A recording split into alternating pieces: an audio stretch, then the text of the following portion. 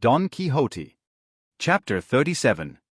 All this Sancho listened with no little sorrow at heart to see how his hopes of dignity were fading away and vanishing in smoke, and how the fair princess Mycona had turned into Dorothea, and the giant into Don Fernando, while his master was sleeping tranquilly, totally unconscious of all that had come to pass. Dorothea was unable to persuade herself that her present happiness was not all a dream. Cardenio was in a similar state of mind, and Luscinda's thoughts ran in the same direction. Don Fernando gave thanks to heaven for the favor shown to him and for having been rescued from the intricate labyrinth in which he had been brought so near the destruction of his good name and of his soul, and, in short, everybody in the inn was full of contentment and satisfaction at the happy issue of such a complicated and hopeless business. The curate, as a sensible man, made sound reflections upon the whole affair, and congratulated each upon his good fortune, but the one that was in the highest spirits and good humor was the landlady, because of the promise Cardenio and the curate had given her to pay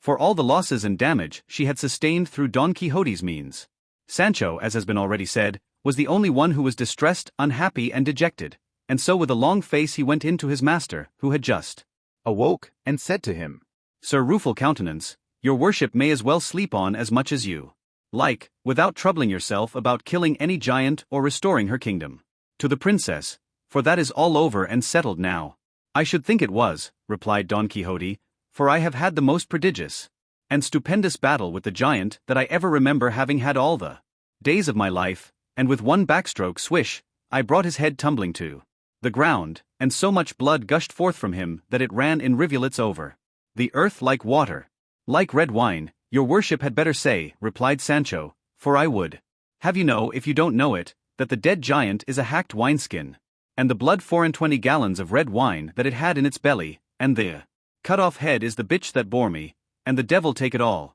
"What art thou talking about, fool?" said Don Quixote. "Art thou in thy senses?" "Let your worship get up," said Sancho, "and you will see the nice business you have made of it, and what we have to pay, and you will see the queen turned into a private lady called Dorothea, and other things that will astonish you if you understand them." "I shall not be surprised at anything of the kind," returned Don Quixote, "for if thou dost remember the last time we were here I told thee that everything that happened here was a matter of enchantment, and it would be no wonder if it were the same now." "I could believe all that," replied Sancho, "if my blanketing was the same sort of thing also, only it wasn't but real and genuine, for I saw the landlord, who is here today, holding one end of the blanket and jerking me up to the skies very neatly and smartly, and with as much laughter as strength, and when it comes to be a case of knowing people, I hold for my part, simple and sinner as I am, that there is no enchantment about it at all, but a great deal of bruising and bad luck."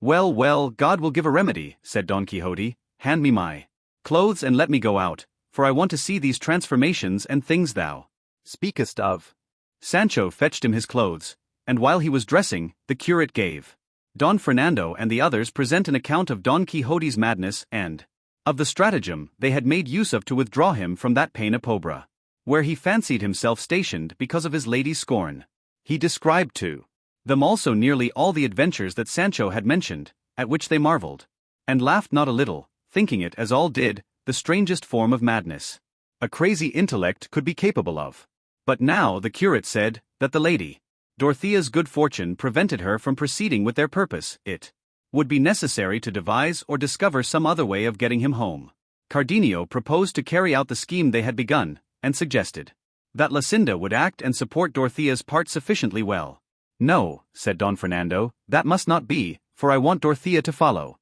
out this idea of hers, and if the worthy gentleman's village is not very far off, I shall be happy if I can do anything for his relief." "It is not more than 2 days' journey from this," said the curate. "Even if it were more," said Don Fernando, "I would gladly travel so far for the sake of doing so good a work." At this moment Don Quixote came out in full panoply, with Mambrino's helmet, all dinted as it was, on his head, his buckler on his arm, and leaning on his staff or pike. The strange figure he presented filled Don Fernando and the rest with amazement as they contemplated his lean yellow face half a league long, his armor of all sorts, and the solemnity of his deportment. They stood silent, waiting to see what he would say, and he, fixing his eyes on the air Dorothea, addressed her with great gravity and composure. "I am informed, fair lady, by my squire here that your greatness has been annihilated. And your being abolished, since, from a queen and lady of high degree as you used to be, you have been turned into a private maiden.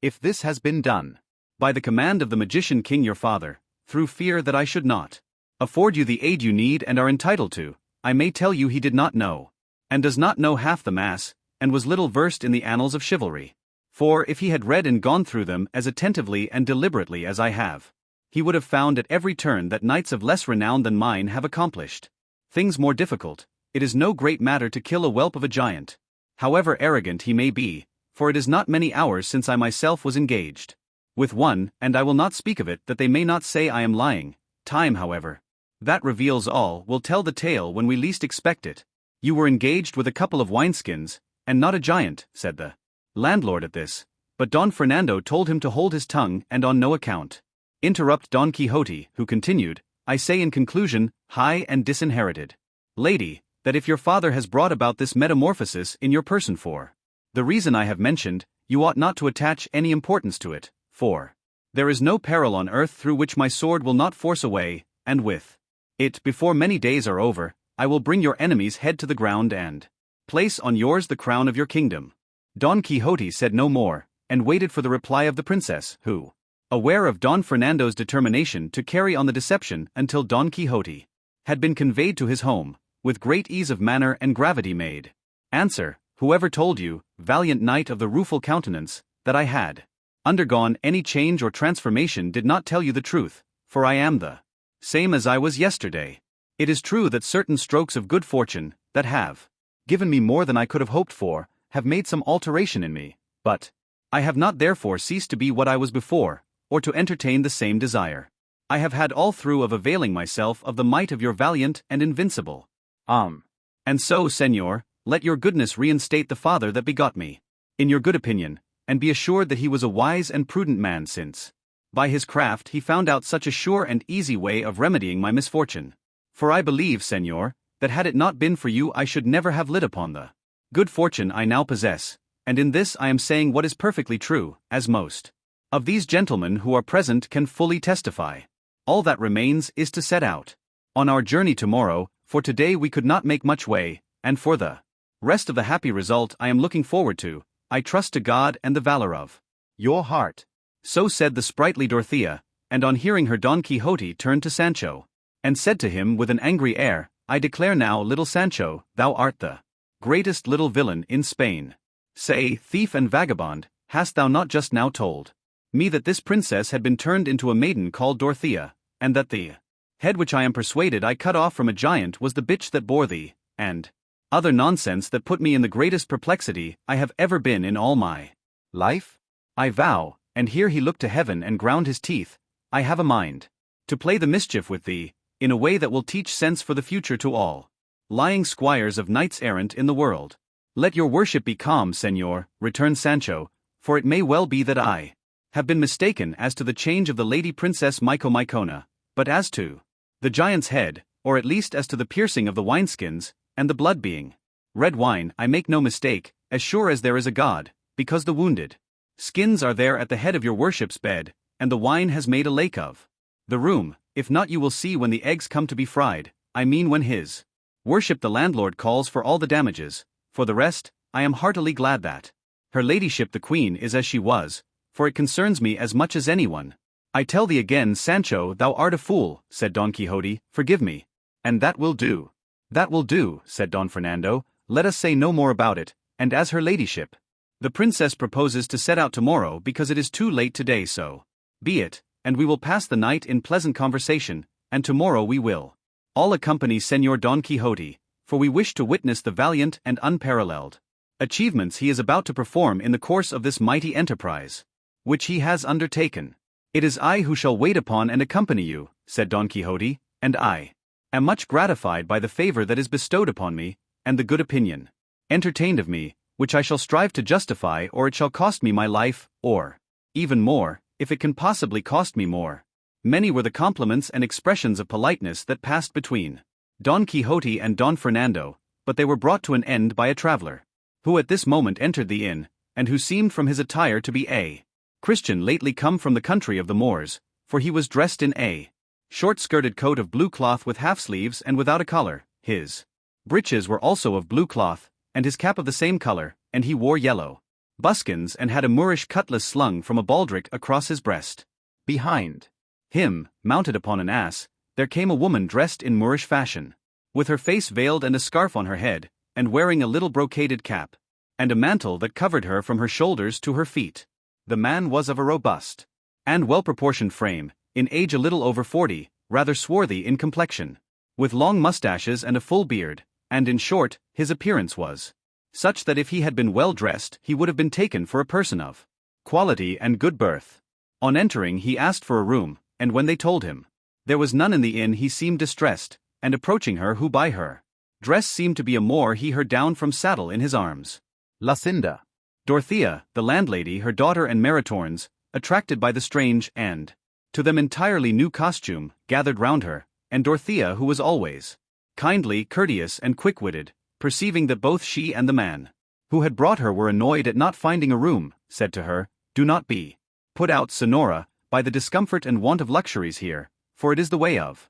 roadside inns to be without them. Still, if you will be pleased to share our lodging with us," pointing to Lucinda, "perhaps you will have found worse accommodation in the course of your journey." To this the veiled lady made no reply. All she did was to rise from her seat, crossing her hands upon her bosom, bowing her head and bending her body as a sign that she returned thanks. From her silence they concluded that she must be a Moor and unable to speak a Christian tongue. At this moment the captive came up, having been until now otherwise engaged, and seeing that they all stood round his companion and that she made no reply to what they addressed to her, he said, "Ladies, this damsel hardly understands my language and can speak none but that of her own country, for which reason she does not and cannot answer what has been asked of her." "Nothing has been asked of her," returned Lucinda, "she has only been offered our company for this evening and a share of the quarters we occupy, where she shall be made as comfortable as the circumstances allow, with the goodwill we are bound to show all strangers that stand in need of it,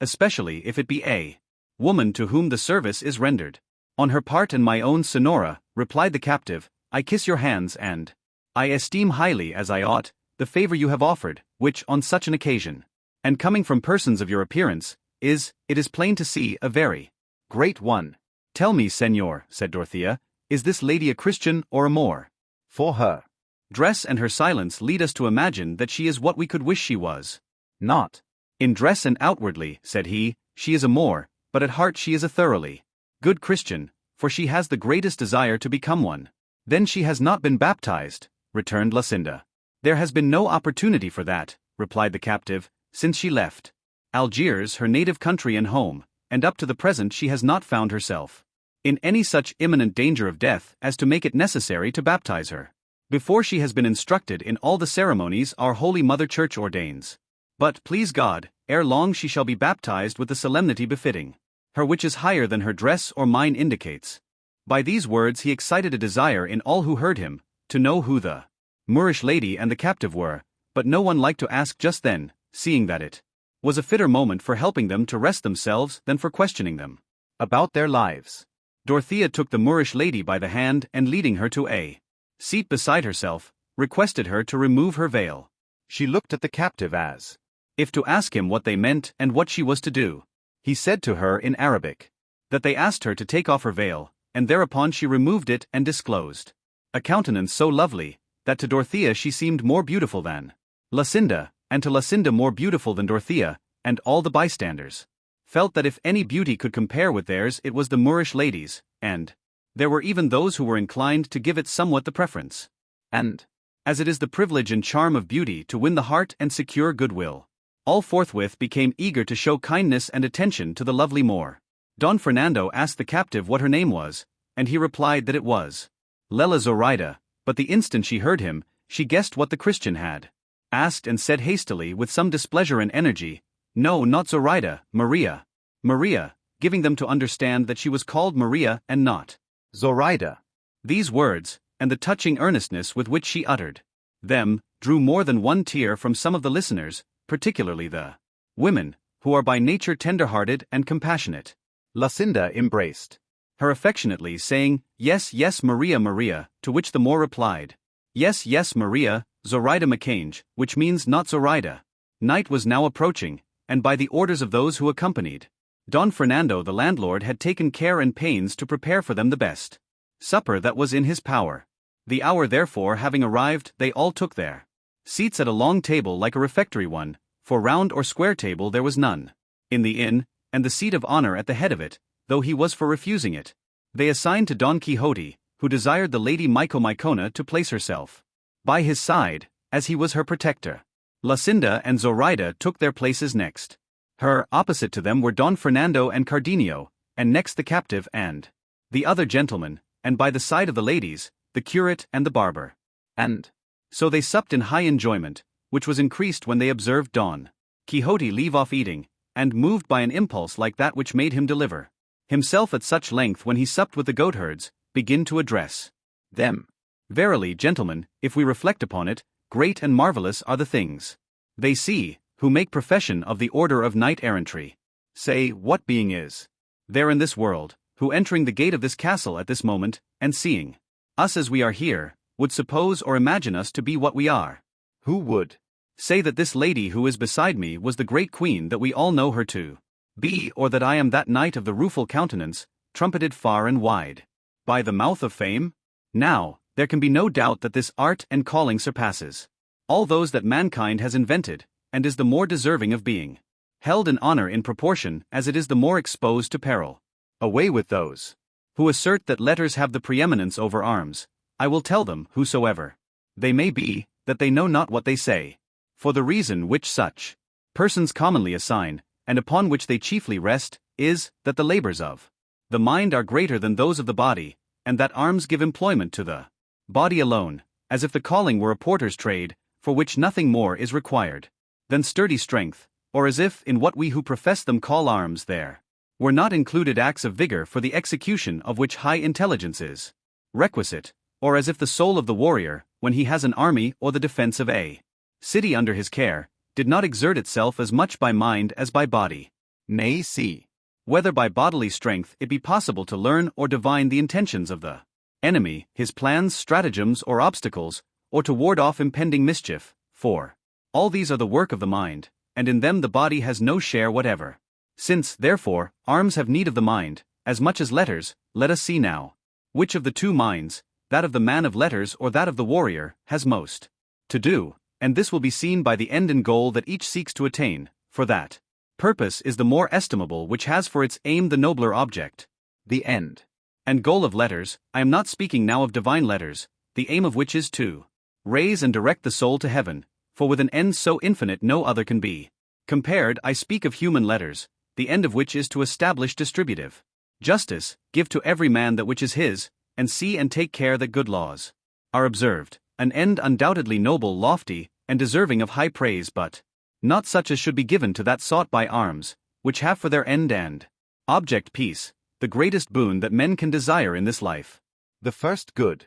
news the world and mankind received was that which the angels announced on the night that was our day, when they sang in the air, Glory to God in the highest, and peace on earth to men of good will, and the salutation which the great Master of heaven and earth taught his disciples and chosen followers when they entered any house was to say, Peace be on this house, and many other times he said to them, My peace I give unto you, my peace I leave you, peace be with you, a jewel and a precious gift given and left by such a hand, a jewel without which there can be no happiness either on earth or in heaven. This peace is the true end of war, and war is only another name for arms. This, then, being admitted, that the end of war is peace, and that so far it has the advantage of the end of letters, let us turn to the bodily labors of the man of letters, and those of him who follows the profession of arms, and see which are the greater. Don Quixote delivered his discourse in such a manner and in such correct language, that for the time being he made it impossible for any of his hearers to consider him a madman. On the contrary, as they were mostly gentlemen to whom arms are an appurtenance by birth, they listened to him with great pleasure as he continued. Here, then, I say is what the student has to undergo, first of all poverty. Not that all are poor, but to put the case as strongly as possible, and when I have said that he endures poverty, I think nothing more need be said about his hard fortune, for he who is poor has no share of the good things of life. This poverty he suffers from in various ways, hunger or cold or nakedness, or altogether. But for all that it is not so extreme, but that he gets something to eat, though it may be at somewhat unseasonable hours and from the leavings of the rich, for the greatest misery of the student is what they themselves call going out for soup, and there is always some neighbor's brazier or hearth for them, which, if it does not warm, at least tempers the cold to them, and lastly they sleep comfortably at night under a roof. I will not go into other particulars, as for example, want of shirts, and no superabundance of shoes, thin and threadbare garments, and gorging themselves to surfeit in their voracity when good luck has treated them to a banquet of some sort. By this road that I have described, rough and hard, stumbling here, falling there, getting up again to fall again, they reach the rank they desire, and that once attained, we have seen many who have passed these Certes and Scyllas and Charybdises, as if born flying on the wings of favoring fortune. We have seen them, I say, ruling and governing the world from a chair, their hunger turned into satiety, their cold into comfort, their nakedness into fine raiment, their sleep on a mat into repose in Holland and Damask, the justly earned reward of their virtue, but contrasted and compared with what the warrior undergoes, all they have undergone falls far short of it, as I am now about to show.